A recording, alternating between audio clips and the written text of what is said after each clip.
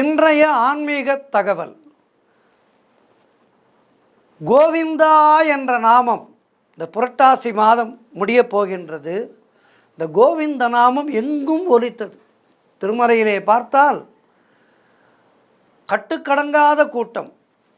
எல்லோரும் கோவிந்த நாமத்தை உற்சாகமாக சொல்லி அந்த ஏழுமலையானை வழிபட்டார்கள்.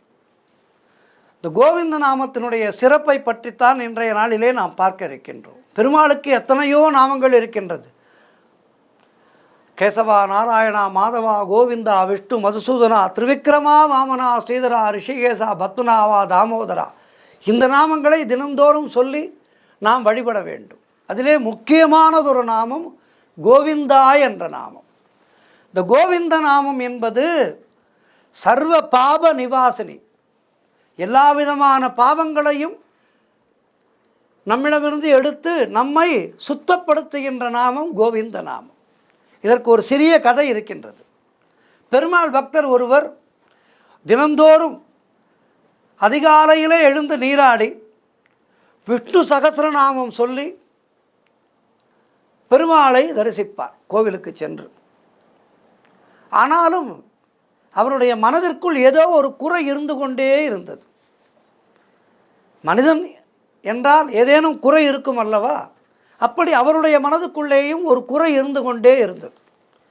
ஒரு நாள் இந்த குறையை எப்படி நிவர்த்தி செய்வது என மனதுக்குள்ளே ஒரு பெரிய போராட்டமே இருந்தது. ஒரு குருவை சந்தித்தார். இந்த குருவை சந்தித்து அந்த குருவிடம் சொன்னார், பெருமாளுடைய கருணையினாலே செல்வத்துக்கு எந்த விதமான குறையும் இல்லை, எல்லாமே எனக்கு இருக்கின்றது. இருந்தாலும் ஏதோ ஒரு குறை மனதை அழுத்தி கொண்டே இருக்கின்றது. இதற்கு ஒரு நிவாரணம் சொல்லுங்கள் என அந்த குருவிடம் கேட்டார். குரு சொன்னார், தம்பி, எல்லாமே உனக்கு இருக்கின்றது என்கின்றாய், ஆனாலும் ஏதோ ஒரு குறை என்கின்றாய். பெருமாளுடைய மந்திரத்தை சொல்கின்ற உனக்கு என்ன குறை என்று கேட்டார். தெரியவில்லை, எனக்கு ஒரு குறை இருக்கின்றது என்று சொன்னார். உடனே அந்த குருவாகப்பட்டவர் இன்னொரு சிஷ்யனை அழைத்தார். அவர் மிக ஏழையாக இருந்தார். அவரிடம் இந்த குரு கேட்டார், உனக்கு ஏதேனும் குறை இருக்கின்றதா என கேட்டார். கோவிந்த நாமம் இருக்கும்போது எனக்கு என்ன குறை என அவர் சொன்னார். இந்த குருவிடம் சந்தேகம் கேட்டு வந்த பக்தருக்கு மிகுந்த அதிர்ச்சி. காரணம், குருவிடம் சந்தேகம் கேட்டு வந்த இவர் மிகப்பெரிய செல்வந்தர், எந்த விதமான பொருளாதார குறைகளும் சங்கடங்களும் இல்லாதவர், எல்லாமே இருக்கின்றது இவருக்கு வாழ்க்கையிலே. ஆனால் அந்த குரு அழைத்தார் அல்லவா ஒருவரை, அவரிடம் மிகப்பெரிய செல்வம் இல்லை. ஆனாலும் அவர் சொன்னார், கோவிந்தா கோவிந்தா என சொல்கின்றேன், எனக்கு என்ன குறை என சொன்னார். இதனை பார்த்தவுடன் இந்த சந்தேகம் கேட்டு வந்த பக்தருக்கு மிகுந்த ஏமாற்றம் ஏற்பட்டது. இதுதானா, நான் தினமும் சகஸ்ரநாமமே சொல்கின்றேனே, எனக்கே ஒரு குறை இருக்கின்றதே, அப்படி இருக்கும்போது இவருக்கு குறை இல்லையா என ஆதங்கத்தோடு கேட்டார்.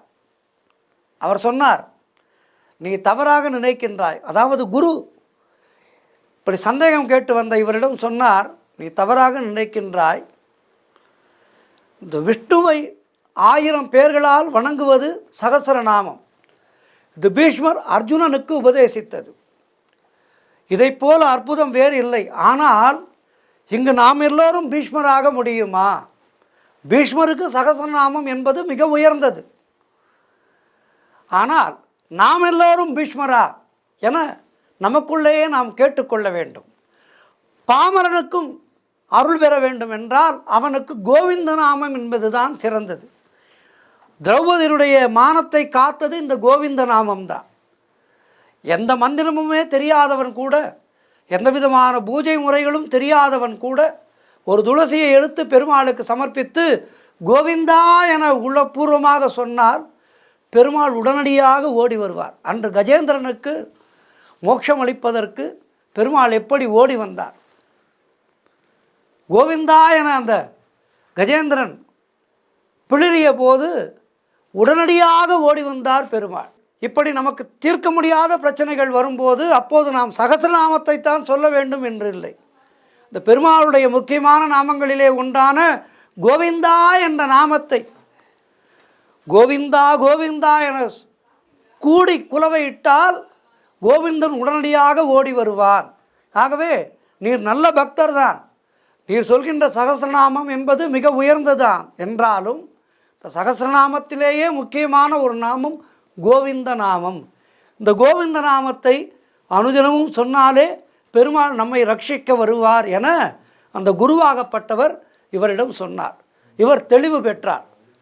அந்த கோவிந்த நாமத்தை சொல்லி பயன்பெறுகின்றேன் என சொல்லி தன்னுடைய கர்வத்தையும் விட்டொழித்து கோவிந்தனை சரணடைந்தார். ஆகவே நம்முடைய பாவங்களை எல்லாம் தீர்ப்பது கோவிந்த நாமம்.